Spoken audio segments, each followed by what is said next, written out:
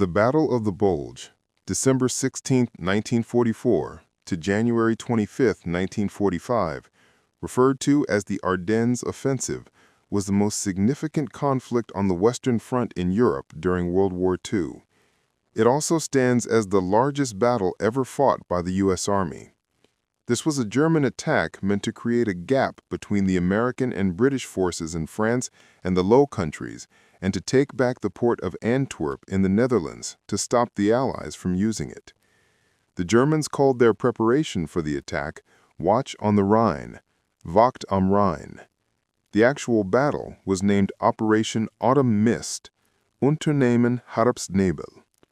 Although the offensive did not achieve its objectives, it did create a 50-mile wide and 70-mile deep bulge in the American defenses, which led to its catchy name.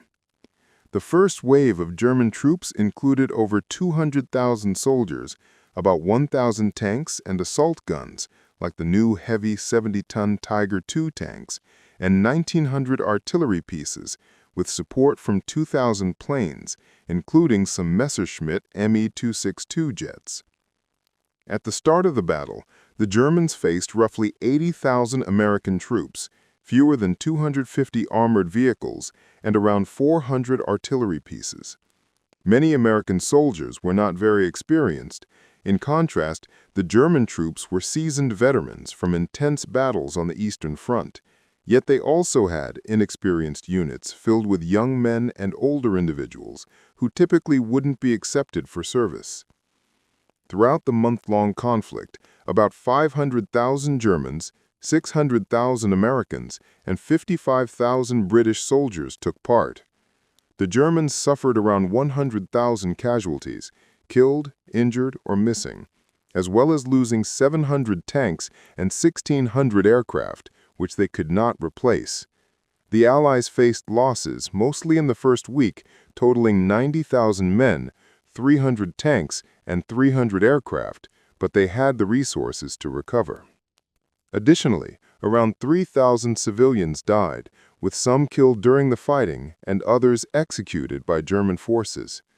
The Ardennes Offensive was a huge risk taken by German leader Adolf Hitler, and it ended in a major failure.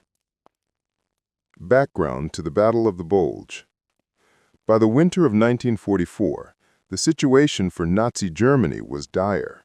Soviet troops were moving closer from the east, while Allied forces had entered German territory from the west.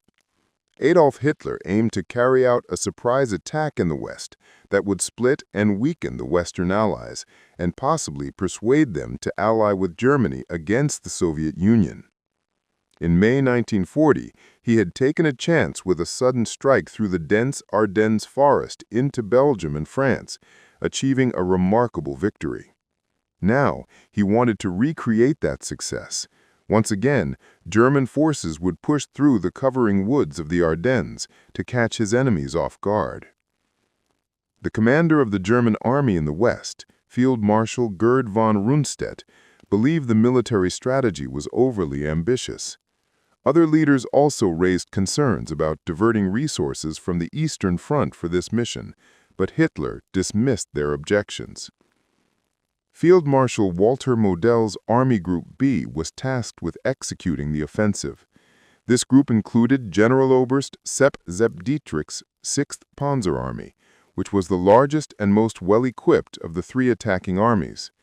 Their goal was to advance north, swiftly cross the Meuse River, and seize Amsterdam before the Allies could organize a defense. To the south of this unit, General der Panzertruppen Hasso-Eckhard von Montefel's 5th Panzer Army would move west to support Dietrich's offensive. General der Panzertruppen Erich Brandenberger's 7th Army was assigned to guard the southern side. The buildup was given a defensive-sounding code name, Watch on the Rhine. Strict security protocols were implemented, which included avoiding radio communications to stop Allied forces from intercepting messages. The offensive took the Allies by surprise, but they often faced unexpectedly strong resistance. Their schedule did not accommodate any delays, but the Americans repeatedly hampered their progress. The road conditions in the Ardennes were narrow and challenging. An important route for the 6th Panzer Army's advance ran alongside a high ground area known as Elsenborn Ridge. Along this ridge, makeshift groups of tanks, tank destroyers, and entrenched infantry fiercely resisted. General Eisenhower quickly understood that his troops were facing a significant attack in the Ardennes and hurriedly sent artillery to reinforce the ridge. The firepower from their cannons caused the narrow roads to become congested with damaged vehicles, along with those that broke down on their own. Mechanical breakdown. After 10 days of heavy fighting, the 6th Panzer Army gave up on trying to cross Elsenborn Ridge and looked for other paths. Many villages experienced fierce battles. Because of how the roads were, towns that had multiple roads meeting were extremely important. One such town located south of Elsenborn Ridge was Saint-Vith, Belgium. In Saint-Vith and the neighboring areas, the 5th Panzer Army faced strong resistance. At the start of the German attack, Eisenhower ordered the 7th Armored Division to Saint-Vith to assist the 106th Infantry units. The narrow roads, ice, snow, and mud made it difficult for the Germans to gather their superior tanks. The Saint-Vith area held out until December 21st, when the defenders, at risk of being surrounded, retreated. Their strong defense disrupted the German schedule. This delay gave the 82nd Airborne Division time to establish solid defensive lines west of the town, which helped slow down the enemy's progress and pushed them back temporarily across the Amblev River. During their fights, some units of the 82nd Airborne Division faced over 80% losses. The 509th Battalion reportedly faced over 90% casualties, most losses occurring during the Allied counteroffensive that started in January. Bastion. West and south of Saint-Vith, another important crossroads town became a battle hotspot. When Eisenhower sent the 7th Armored to Saint-Vith, he also directed the 10th Armored Division to Bastogne. It teamed up with the 9th Armored, several artillery units, and infantry defending Bastogne and the neighboring small towns. On the 18th, the 705th Tank Destroyer Battalion arrived, and the 101st Airborne on the 19th. By the 20th, the town was surrounded by advancing enemy forces, and on the 22nd, 4 German soldiers came with an ultimatum: surrender or face heavy artillery fire on the town. Brigadier General Anthony McAuliffe sent them back to their commander with a brief response: nuts. However, the artillery had already relocated further west, so the bombardment didn't happen, although the Luftwaffe bombed the town at night. On December 26th, the defenders of Bastogne received a late Christmas gift. Lieutenant Charles P. Bulge, along with a few M4 Sherman tanks, managed to enter Bastogne from the south. They were the forefront of a rescue team from Lieutenant General George S. Patton's 3rd Army. When Patton attacked with 3 divisions the next day, the German forces surrounding Bastogne were broken. End of the Battle of the Bulge. At this stage, the Nazi attack was running low on fuel, both literally and in terms of momentum. The Germans had planned to use terrible winter conditions to start their assault, aiming to limit the Allies' air support for the troops on the ground. However, the cold weather also hampered their progress, and the narrow roads, along with fierce resistance, disrupted their schedule. As weather conditions improved, Allied aircraft were able to resume flights and assist with the counterattacks that gradually forced the Germans back. In spite of a Luftwaffe strike in Holland and a second significant ground attack that the Germans initiated in Alsace on January 1st, the Third Reich could not regain control. Officially, the Battle of the Bulge is recognized as having ended on January 16th, exactly 1 month after it began, although combat continued for a while after that date. By early February, the front lines had returned to where they were on December 16th. The Bulge. This was the largest single battle on the Western Front during World War II and the biggest fight ever conducted by the U.S. Army. The loss of life was enormous. Of the 600,000 American troops involved, nearly 20,000 were killed, another 20,000 were taken prisoner, and 40,000 suffered injuries. This figure was almost equal to the number of casualties in Vietnam over 4 years from 1965 to 1969, and greater than the total soldiers in the Army of Northern Virginia at Gettysburg. 2 U.S. infantry divisions were completely destroyed. In the 106th Division, around 7,500 soldiers surrendered, marking the largest mass surrender in the war against Germany. Almost 800 American tanks were lost. In addition to the human and equipment losses, U.S. intelligence officials were deeply embarrassed as the offensive came as a total shock. From the highest commander in Paris down to the lowest private sleeping in a foxhole in the Ardennes at midnight of December 15 to 16, 1944, no soldier in the U.S. Army imagined that the German forces could launch an attack. However, in the Eifel, a rough hilly area in westernmost Germany, near where Belgium, Luxembourg, and Germany meet, the Germans had assembled over 200,000 troops and nearly 2,000 tanks. The fact that no Americans noticed anything suspicious in the Eifel was a major intelligence failure, comparable to Pearl Harbor. How could Germany, a country of only 85 million people that had already lost almost 2 million soldiers over 5 years of war, struggling on 3 fronts, create 2 new armies totaling nearly 250,000 troops? How could Germany, after enduring 2 years of heavy bombing from British and American forces, produce tanks in such large quantities? How could the German army, after being forced to retreat in 1943 and 1944, regain its strength and offensive spirit so quickly? And finally, why would Germany choose to initiate a significant assault, one that would likely be its final attempt, on a location lacking strategic relevance? The responses to these inquiries clarify why American spies were so misled. They demonstrate the cleverness and resilience of the Germans, their exceptional abilities in warfare, their dire circumstances in 1944, and the key idea that the simplest way to achieve surprise is to undertake actions that appear illogical. For example, the Japanese assault on the United States or the German offensive against the Soviet Union. The German military is finished, stated an intelligence report from the U.S. First Army in late September. When the Wehrmacht unexpectedly formed a new defensive position along the prepared sections of the West Wall, it was thought to be a temporary fix. An officer from the Third Army dismissed the German soldiers as merely Poles with ulcers.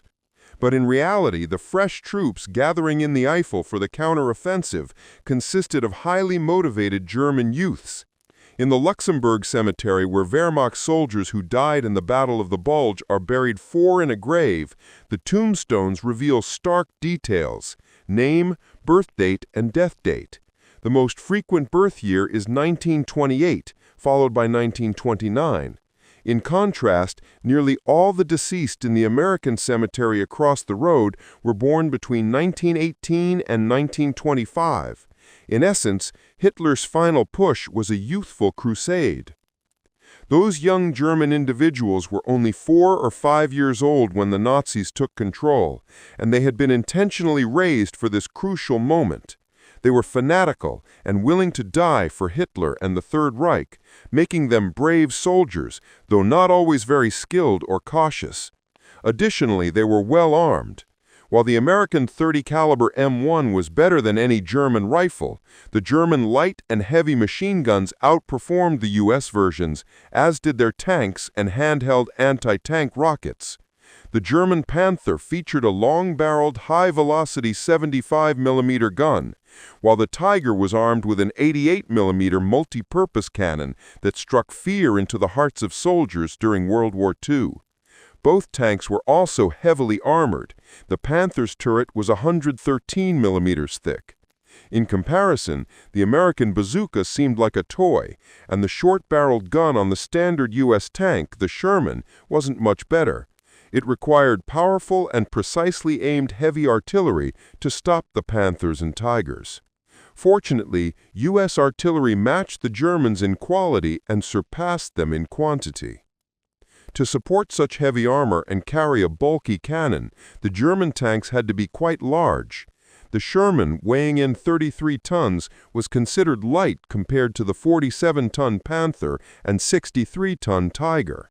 These newer German tanks, the Panther introduced in 1943, while the Tiger came out in August 1944, traded off distance and movement for size, and were built more for protection than for attacking, particularly in areas like the Ardennes, where the roads were narrow and there were many sharp turns and steep hills. The Panther had a maximum cross-country range of 62 miles, while the Tiger could go 53 miles. They averaged about a third of a mile per gallon of fuel. The major issue for the Germans, which gave the Americans an advantage, was in the ordinary yet vital area of transportation. The Germans simply did not have enough trucks to deliver the ammunition, fuel, and supplies needed for an offensive. In fact, despite the advanced technology of the German weapons industry, from jet fighters to tanks and missiles, most supplies were moved to the front lines using horses. In comparison, the Americans had the most mobile military in the world. Trucks were their secret advantage.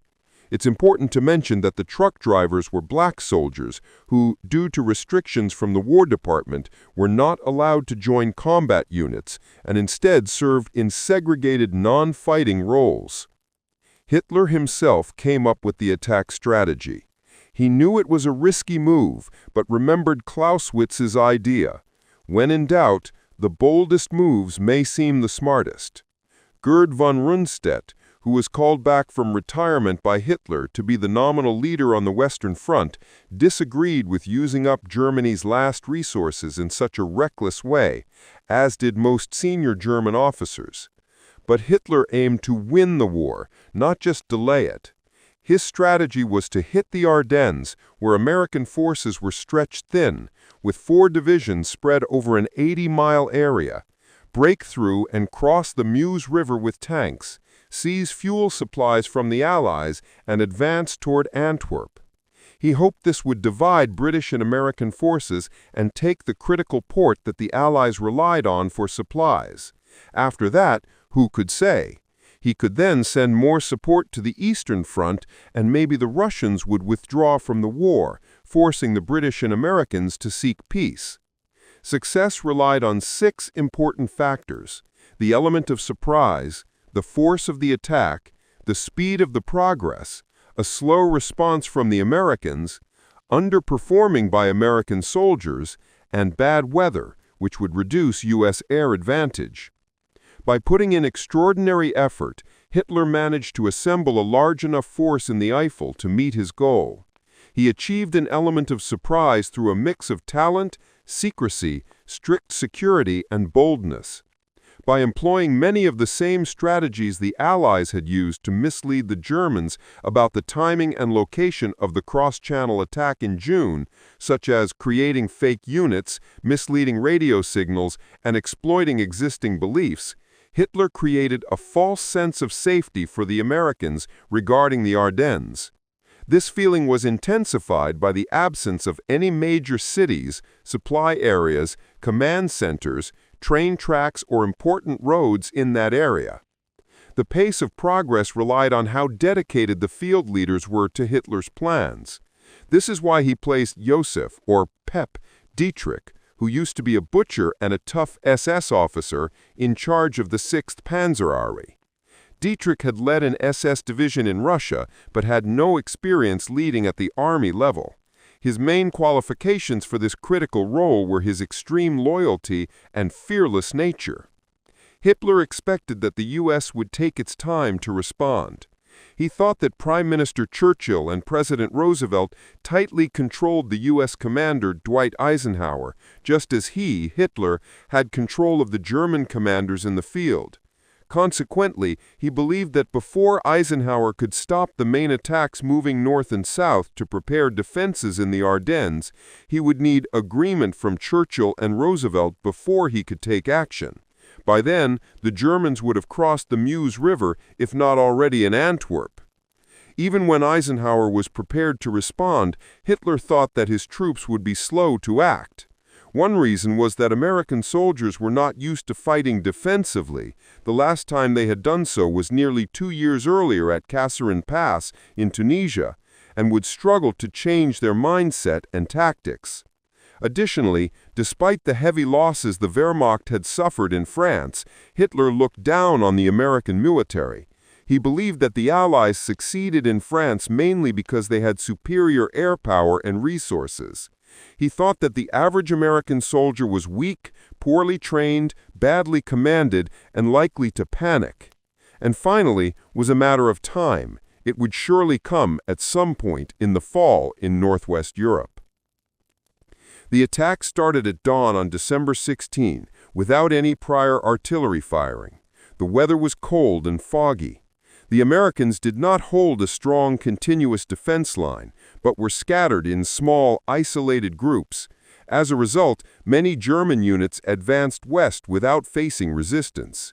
Caught by surprise, American troops, many situated in unprotected villages, were surrounded, overwhelmed. Often, the most significant barriers to the German advance were traffic jams caused by the poor road conditions. However, where the Wehrmacht encountered American strongholds, villages that had been fortified, things changed. Even small units managed to fire powerful shots from places like farmhouses, barns, and roadside inns, as well as from behind bushes, trees, and road bends. The inexperienced German infantry kept charging forward, only to be cut down in waves. It was reminiscent of the First Battle of Ypres in 1914.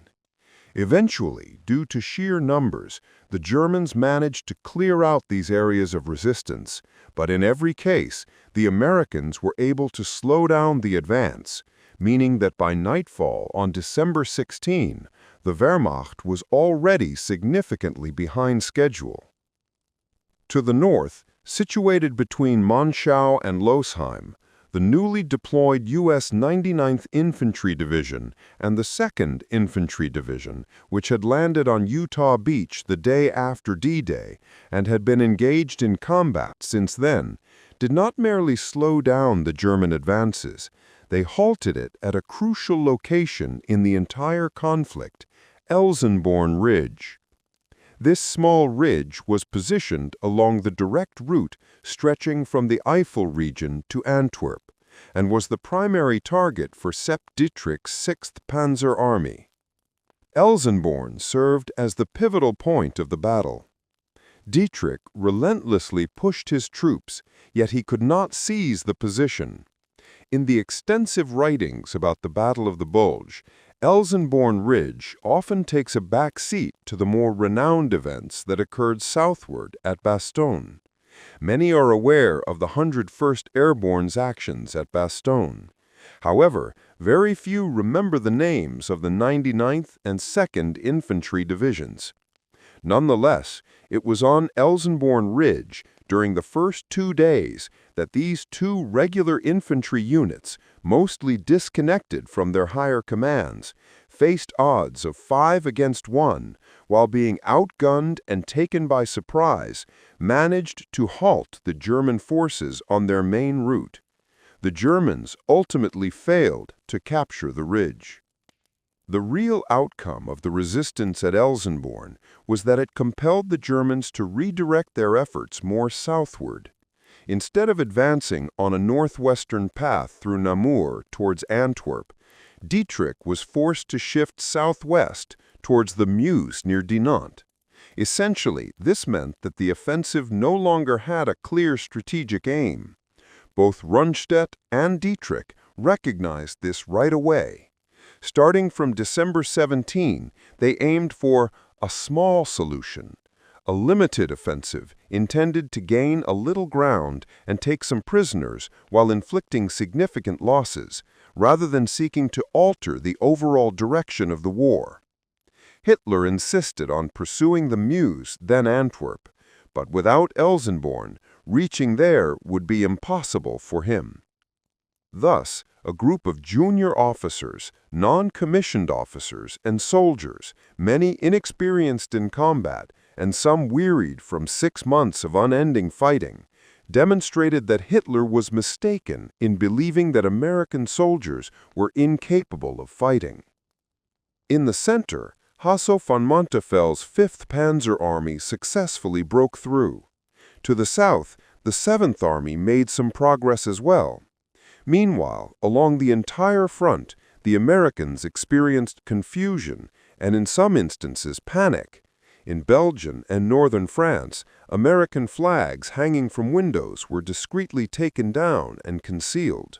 In Paris, sex workers put away their English phrase books and brought back their German ones. After the German forces pulled back from France, suggesting that peace was near, the stock market in New York, which had dropped, began to rise again. On evening of December 15th, General Omar Bradley, who was in charge of the 12th Army Group, made up of the U.S. 1st Army, led by Courtney Hodges, and the U.S. 3rd Army, commanded by George S. Patton, Jr., was in Luxembourg City. The following morning, not aware of an assault occurring about 20 miles away, he drove to Versailles. He remained disconnected for nearly an entire day. Upon reaching the Trianon Palace Hotel, where Eisenhower's headquarters were located, he found his superior in high spirits, as Ike had just been informed about his promotion to 5-star general. As evening approached, an intelligence officer arrived with important information. That morning there had been an enemy offensive in the Ardennes. Bradley waved it off as insignificant, seeing it simply as a minor attack meant to distract the 1st Army. However, about an hour later, another update came, indicating that at least 12 German divisions were involved, with 8 of them previously not known to be on the Ardennes front. Still viewing it as a mere annoyance, Bradley did not see it as a significant threat. Eisenhower held a different view. He believed that the lack of any strategically important objectives in the Ardennes suggested that Rundstedt had initiated a full-scale counteroffensive rather than just a small counterattack. He examined his situation map and noticed that the 7th and 12th Armored Divisions were not engaged, as they were getting ready for planned offensives in a few days. Eisenhower instructed Bradley to send the 7th to Saint-Vit on the northern side and the 12th to Echternach on the south. Bradley objected, worried that Patton would be angry about losing one of his armored divisions and having to postpone his offensive. "Tell him," Eisenhower responded, "that I am in charge of this war." To exaggerate slightly, with that statement, Eisenhower secured the victory. Firstly, he was absolutely right in his assessment that moving the 7th Armored Division to Saint-Vit was essential to stop Dietrich from breaking through on the northern side towards Antwerp. Secondly, Hodges was getting ready to launch a major offensive against the Ruhr River dams, while Patton was on the verge of initiating a major campaign in the Saar.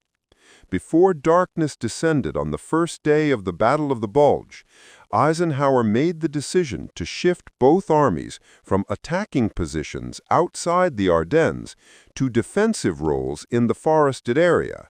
This action undermined Hitler's fundamental assumption that the Allied reaction would be slow and indecisive, because Eisenhower would wait for approval from Churchill and Roosevelt before taking action. In his update to the War Department about the Ardennes attack, Eisenhower took responsibility for the unexpected assault. He was correct in doing this, since he had not accurately understood the enemy's strategy and failed to see that Hitler would take bold risks. The vulnerability in the Ardennes was on him because he had insisted on continuing wider offensives both north and south of that region.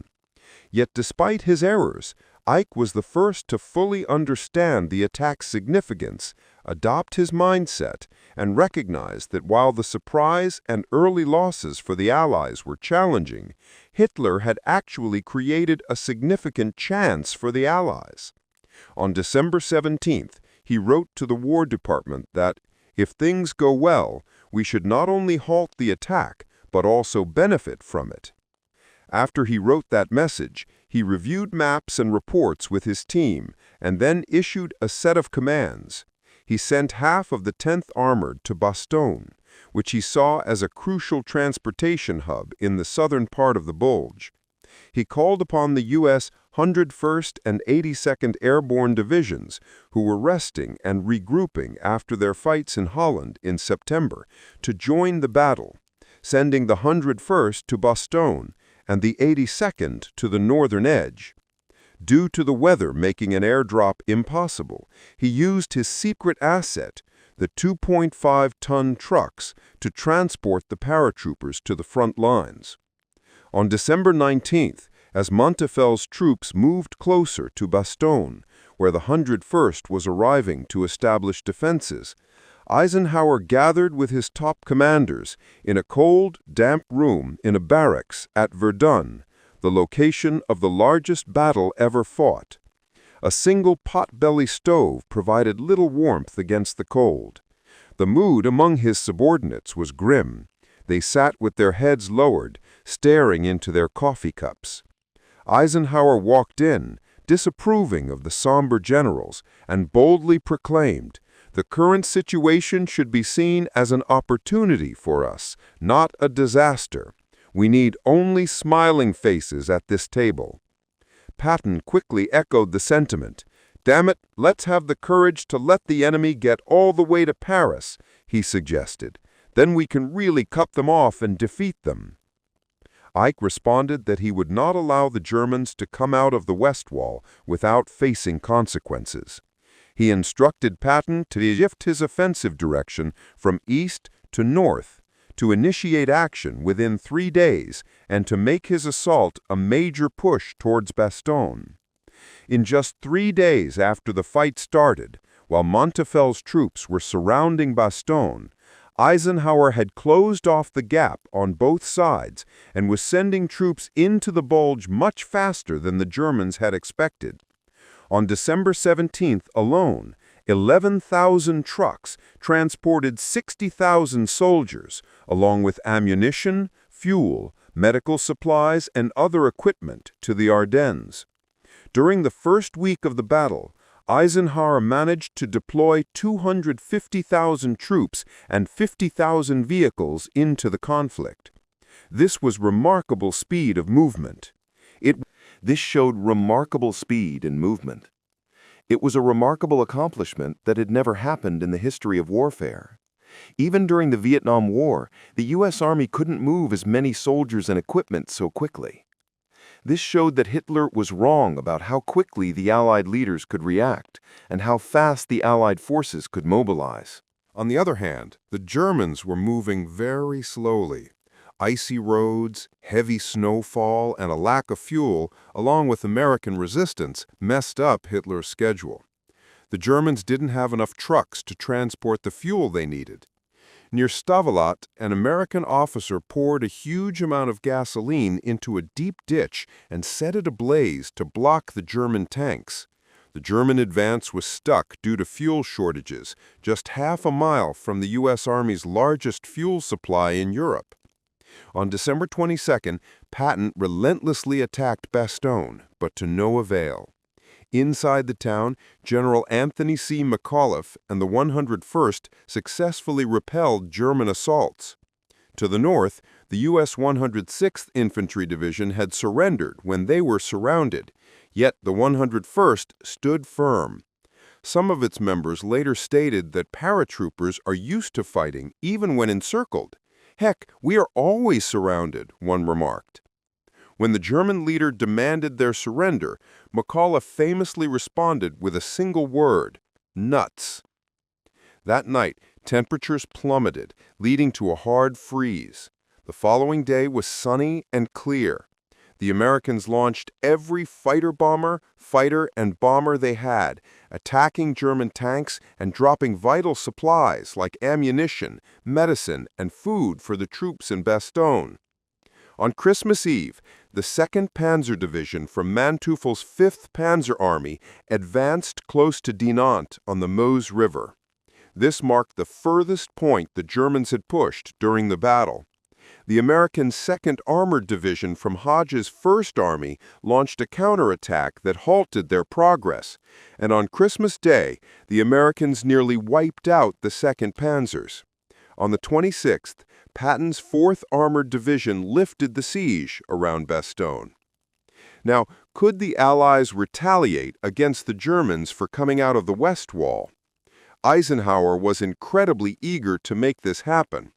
His strategy was to strike at both the northern and southern points of the Bulge, encircle the German forces, and eliminate their tanks in the Ardennes before Rundstedt could take them back to bring in infantry.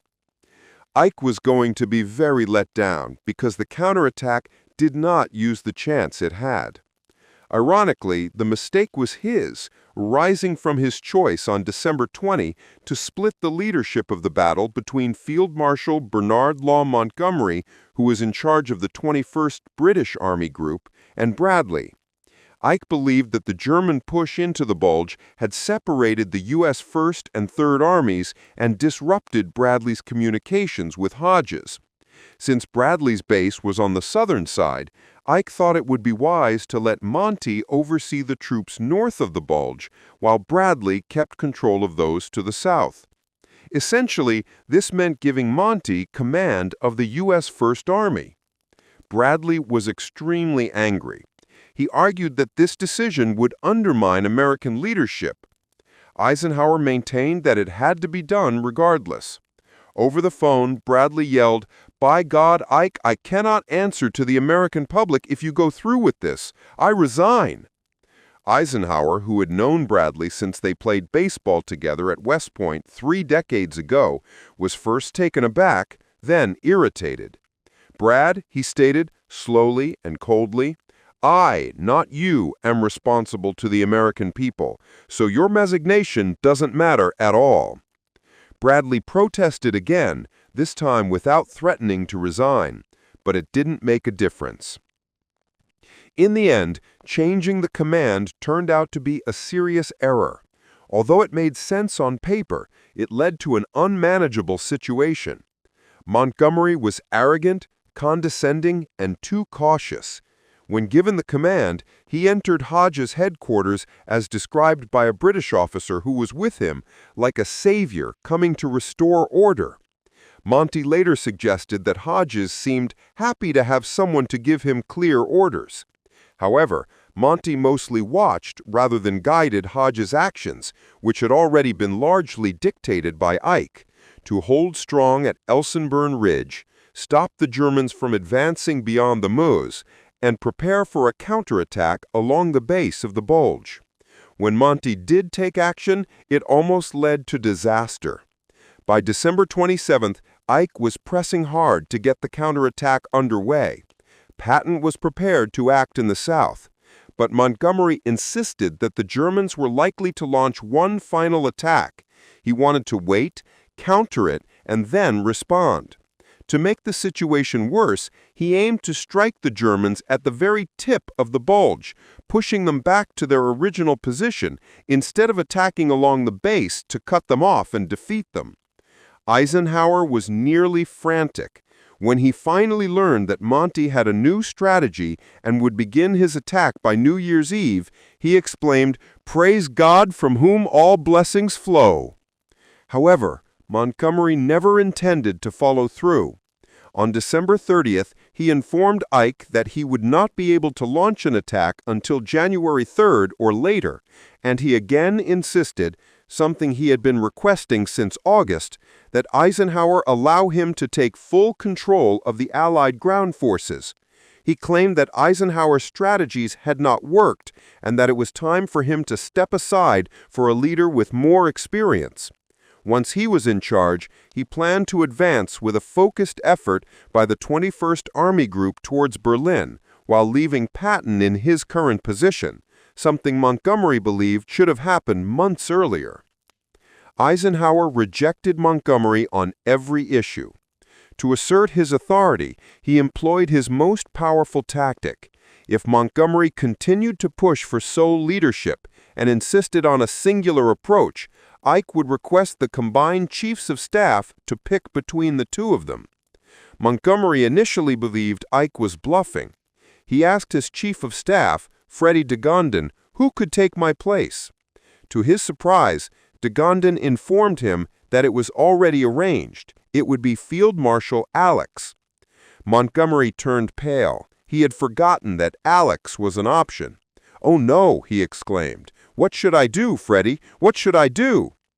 "Just sign this," de Gondin responded, producing a message draft he had already prepared for Eisenhower. It expressed unwavering loyalty to Eisenhower and ended with, "You can count on me to fully support your plan." Montgomery read it and put his signature on it. However, he still did not mean what he signed. He delayed his counterattack until January 3rd, as he initially insisted he would, and focused on pushing the Germans back from the Meuse instead of cutting them off by the Eure River line. He made the situation worse on January 7th, when he held a press conference to discuss how he had triumphed in the Battle of the Bulge. He stated that on the first day, as soon as I recognized what was unfolding, I took certain measures to ensure that the Germans reached the Meuse would definitely not cross the river. I executed some movements to achieve balanced arrangements to address the impending threat, meaning I was planning ahead. In reality, he had not taken any such actions or made any preparations. Things worsened. After Ike assigned him to lead the northern flank, Montgomery later claimed that he had brought British forces into the battle and therefore saved the Americans. Few British soldiers actually participated in the confrontation. He further characterized it as a very interesting battle for him, similar to Al Alamein. Indeed, I think it might be one of the most interesting and challenging battles I have ever dealt with. His next statement almost shattered the unity among the Allies, that American soldiers were excellent fighters when given appropriate leadership. But what was most infuriating about Montgomery's recounting of the Battle of the Bulge was his overwhelming pride in the result. Patton was furious. He declared that without Montgomery's interference, we could have captured the entire German army. "I wish Ike would take more risks, but he is definitely braver compared to Monty, and Bradley shows more courage than Ike. Monty is just an exhausted little man. War demands taking chances, and he refuses to do it." The win in the Battle of the Bulge wasn't absolute, leaving a bitter feeling behind. Still, it was a victory, one of the most significant in the extensive and proud history of the U.S. Army. The American soldiers succeeded in killing almost 30,000 German troops, injuring 40,000 more, and capturing 30,000 prisoners. They also destroyed over 800 German tanks. Additionally, they completely undermined Hitler's strategic goals. Despite Montgomery's boastful claims, the praise should go to the American officers, starting from Eisenhower and going down the line, as well as the soldiers who fought with impressive skill, determination, and courage.